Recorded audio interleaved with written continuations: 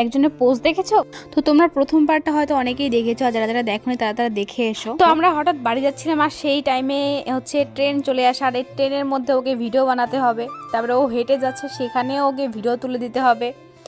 তো যাই হোক, এখানে ও ভিডিও তুলে নিল, আর এদিকে আবার চলছে বার্থডে সেলিব্রেশন করা বাদ দিয়ে হচ্ছে প্রপোজ করা করি। এ আমাকে প্রপোজ করো, ও আমাকে প্রপোজ তুলে ছবি দিয়ে দাও। এ আবার দেখো ওর মুখের মধ্যে গুড়ি মেরে দিল। সবাই সবাইকে প্রপোজ করেছে, কিন্তু আমাকে কেউ প্রপোজ করেনি।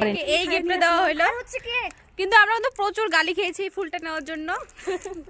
বিশেষ করে আমি ফুল ছিঁড়তে পারি না।